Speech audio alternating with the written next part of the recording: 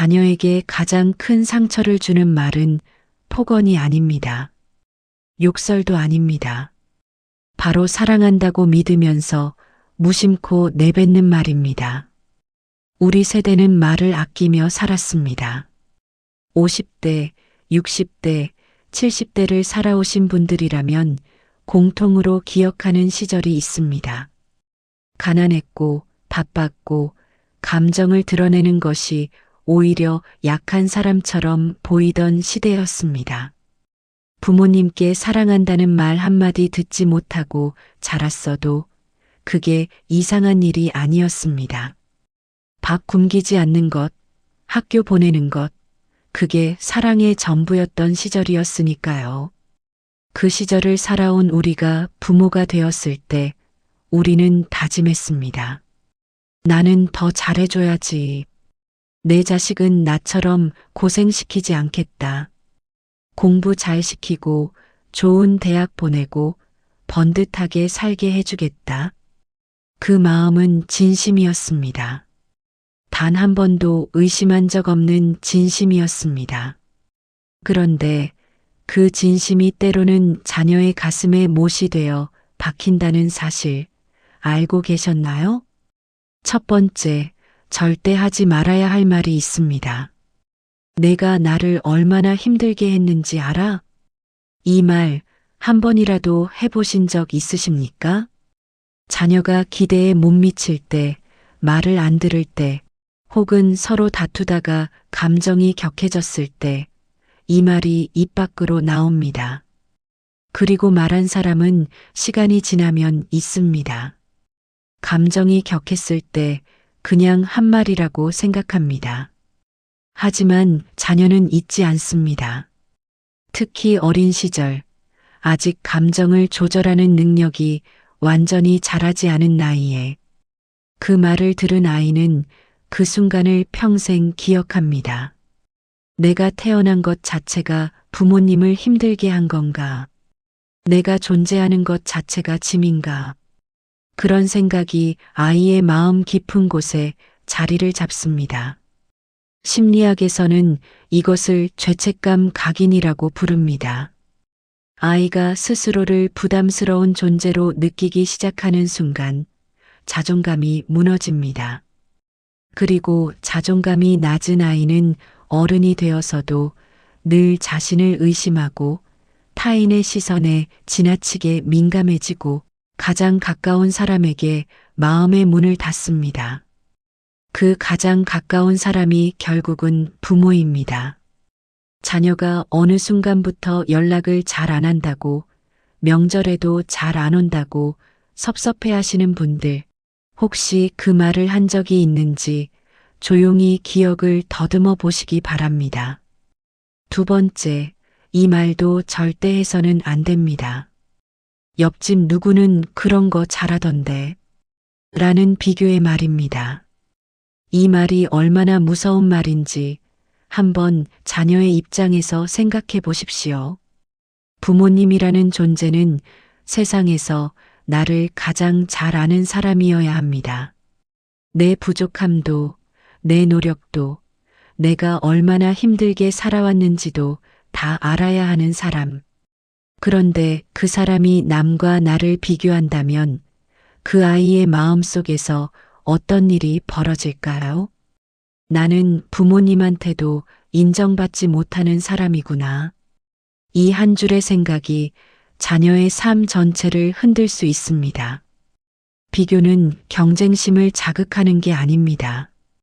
표면적으로는 더 잘하라는 채찍처럼 보이지만 실제로 자녀의 내면에서 일어나는 반응은 완전히 다릅니다. 더 잘하고 싶다는 의욕이 아니라 나는 충분하지 않다는 결핍감이 쌓입니다. 그리고 그 결핍감은 성인이 되어서도 사라지지 않습니다.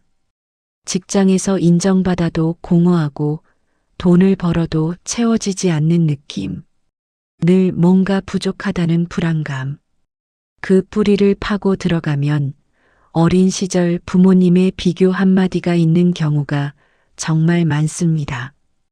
비교하지 마세요. 다른 집 자식 이야기 꺼내지 마세요. 내 자녀는 세상에서 하나뿐인 사람입니다. 비교 대상 자체가 없습니다. 세 번째입니다. 이게 다 너 잘 되라고 하는 말인데, 라는 말입니다. 이 말 정말 많은 분들이 쓰십니다. 그리고 정말로 그 마음이 진심이라는 것도 압니다. 하지만 이 말 뒤에는 반드시 자녀가 듣기 싫어하는 말이 따라옵니다. 그리고 앞에 이 문장을 붙이면 자녀는 반박도 못하고 감사하다는 말도 못하고 그냥 그 말을 통째로 삼켜야 합니다.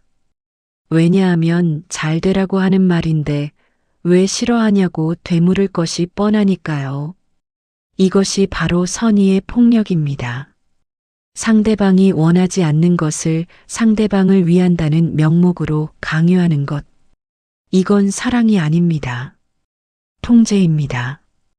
그리고 자녀들은 이걸 본능적으로 압니다. 말하지 않아도 설명하지 않아도 내가 지금 통제받고 있다는 걸 몸이 먼저 압니다. 그 결과로 자녀들은 점점 부모님에게 솔직한 이야기를 안 하게 됩니다. 어차피 내 말을 들어주지 않는다는 걸 알기 때문입니다. 자기 생각이 있어도 가만히 있고 힘든 일이 생겨도 말하지 않습니다. 그리고 부모님은 그런 자녀를 보며 말합니다. 쟤는 왜 저렇게 속 얘기를 안 할까? 먼저 물어보기 전에, 먼저 말하기 전에 잠깐 멈추십시오. 지금 내가 하려는 이 말이 진짜로 자녀를 위한 것인지 아니면 내 불안을 달래기 위한 것인지 말입니다. 그 질문 하나가 관계를 바꿉니다. 네 번째는 내가 너 때문에 이렇게 살았어 라는 말입니다. 이 말은 보통 크게 다툰 날 혹은 참고 참다가 터진 날 나옵니다. 그리고 말한 쪽도 압니다. 이건 정말 하면 안 되는 말이라는 걸. 하지만 감정의 꼭대기에서는 그 선이 보이지 않습니다. 자녀는 이 말을 들으면 두 가지 감정이 동시에 밀려옵니다. 하나는 죄책감입니다. 내가 없었더라면 부모님이 더 행복하게 사셨을 텐데. 이 생각은 정말 위험합니다. 어린 나이에 이 생각이 자리를 잡으면 자녀는 자신의 존재 자체를 부정하기 시작합니다. 다른 하나는 분노입니다. 나는 태어나고 싶다고 한 적이 없는데 나를 낳은 건 부모님이 선택한 거잖아. 이 분노는 쉽게 사라지지 않습니다. 세월이 흘러도 가슴 한켠에 남아서 가장 중요한 순간에 고개를 듭니다. 그리고 그 분노와 죄책감이 뒤섞이면 자녀는 부모님을 향해 가장 복잡하고 모순된 감정을 갖게 됩니다. 사랑하지만 멀리하고 싶고 그리운데 연락하기 싫고 걱정은 되는데 보고 싶지 않은 그 감정의 이름을 자녀 스스로도 모릅니다. 희생이라는 단어를 자녀 앞에서 꺼내지 마십시오. 부모가 자녀를 위해 희생하는 것은 선택이었습니다. 그 선택의 대가를 자녀에게 청구하면 사랑은 빚이 됩니다. 그리고 자녀는 그 빚을 평생 갚으려 하다가 어느 순간 지쳐서 도망칩니다. 다섯 번째입니다. 너는 왜 그게 안 되냐? 라고 다그치듯이 하는 말입니다. 이 말 안에는 수많은 의미가 압축되어 있습니다. 넌 능력이 없다. 넌 노력이 부족하다. 넌 왜 저것도 못하냐? 자녀는 이 말 한마디에서 그 모든 의미를 한꺼번에 읽어냅니다. 그리고 그게 가장 고통스러운 이유는 반박할 수가 없기 때문입니다. 내가 잘했더라면 이 말을 안 들었겠지. 그러니까 내가 못한 거 맞아. 그렇게 스스로 결론을 내립니다. 부모님의 말에 의문을 품기 전에 먼저 자신을 탓합니다. 어린아이에게 부모의 말은 곧 세상의 기준이기 때문입니다. 이렇게 자란 아이들은 어른이 되어서도 새로운 도전 앞에서 멈춥니다. 실패할까봐 두려운 게 아니라 또 못한다는 말을 들을까봐 두려운 겁니다. 시도조차 안 합니다. 안전한 자리에 머뭅니다. 그리고 그걸 보며 부모님은 또 말합니다. 왜 저렇게 소극적으로 사냐고. 이 악순환의 시작이 어디인지 이제 보이시나요? 여기까지 들으시고 혹시 이런 생각 드셨나요? 그럼 자식한테 아무 말도 하지 말란 거야? 아닙니다. 말하세요. 표현을 하세요. 단지 어떤 말을 하느냐의 문제입니다. 우리가 말을 하는 건 자녀에게 무언가를 전달하기 위해서입니다. 그런데 우리가 전달하고 싶은 것과 자녀가 실제로 받아들이는 것 사이에는 엄청난 차이가 있을 수 있습니다. 그 차이를 줄이는 것이 진짜 소통입니다. 그러면 어떤 말을 해야 할까요? 답은 사실 우리 모두 알고 있습니다. 우리가 부모님께 듣고 싶었던 말, 그 말을 자녀에게 해주면 됩니다. 내가 있어서 다행이야. 넌 참 잘하고 있어. 내가 선택한 길을 믿어. 힘들었지, 많이 힘들었지. 이런 말들이 어색하다면 그건 우리가 그 말을 듣고 잘하지 못했기 때문입니다. 익숙하지 않은 것입니다. 못하는 게 아닙니다. 지금부터 연습하면 됩니다. 60대에 70대에도 얼마든지 할 수 있습니다. 왜 우리는 이런 말들을 자녀에게 해왔을까요? 그 답을 찾으려면 우리가 어떤 시대를 살아왔는지를 먼저 봐야 합니다. 우리 세대는 감정보다 결과를 먼저 배웠습니다. 어릴 때부터 울면 약하다는 소리를 들었고 감정을 드러내면 오히려 무시당했습니다. 살아남기 위해서, 앞으로 나아가기 위해서 감정은 무조건 누르고 일단 버텨야 했습니다. 그렇게 수십 년을 살다 보니 감정을 표현하는 법을 잃어버렸습니다. 사랑한다고 말하는 게 왜 이렇게 어색하냐고 하시는 분들, 그건 당신이 차가운 사람이어서가 아닙니다. 그 말을 연습할 기회가 없었던 겁니다.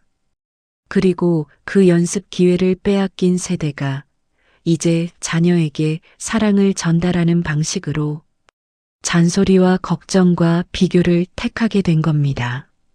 그러니까 지금 자녀에게 서운한 말을 해온 분들, 자신을 너무 탓하지는 마십시오. 당신도 배우지 못한 겁니다. 하지만 배우지 못했다고 해서 배울 수 없다는 뜻은 아닙니다. 6번째 이야기입니다. 이건 말이라기보다 태도에 관한 이야기입니다. 자녀가 이야기할 때 끝까지 듣지 않고 끼어드는 것 말입니다. 이게 얼마나 자녀에게 상처가 되는지 많은 분들이 모릅니다. 자녀가 말을 시작하면 어디로 흘러갈지 이미 알 것 같은 느낌이 드십니까? 그래서 중간에 말을 자르고 결론을 먼저 말해버리십니까? 자녀는 그 순간 이렇게 느낍니다. 내 말은 들을 필요도 없는 말이구나. 사람은 들어주는 것만으로도 치유됩니다. 해결책이 없어도 답이 없어도 그냥 끝까지 들어주는 것 하나가 어떤 말보다 강력하게 마음을 연결합니다. 자녀가 말을 할 때 딱 한 가지만 해보십시오. 끝까지 들어주세요. 중간에 끼어들고 싶은 충동이 생겨도 조언을 하고 싶어도 일단 끝까지 들으세요. 그리고 나서 이렇게 말하세요. 그렇구나. 많이 힘들었겠다. 이 두 마디가 수십 년의 거리를 좁힐 수 있습니다. 7번째입니다. 이건 많은 분들이 간과하시는 부분입니다. 자녀 앞에서 배우자를 나쁘게 말하는 것입니다. 부부 사이에 갈등이 없는 집은 없습니다. 수십 년을 함께 살다 보면 쌓이는 게 있고, 서운한 게 있고, 미운 게 있습니다. 그 감정은 당연합니다. 하지만 그 감정을 자녀 앞에서 쏟아내는 순간 자녀는 선택을 강요받습니다. 엄마 편을 들어야 하나, 아빠 편을 들어야 하나. 자녀에게 이건 불가능한 선택입니다. 엄마도 사랑하고 아빠도 사랑하니까요. 그 사이에서 자녀는 말 못할 고통을 겪습니다. 그리고 그 고통이 반복되면 자녀는 집 자체를 피하기 시작합니다. 가족 모임이 불편해지고 명절이 두려워지고 부모님이 계신 곳에 오래 있기 싫어집니다. 자녀 앞에서는 배우자의 험담을 하지 마십시오. 자녀를 내 편으로 만들려는 시도를 하지 마십시오. 자녀는 심판이 아닙니다. 자녀는 그냥 자녀입니다. 8번째입니다. 결혼해라, 손주 보고 싶다. 손주는 언제 낳을 거냐? 이 말들 자녀 입장에서 들으면 어떨까요? 부모님이 나를 보는 게 아니라 나의 역할을 보는 것 같은 느낌.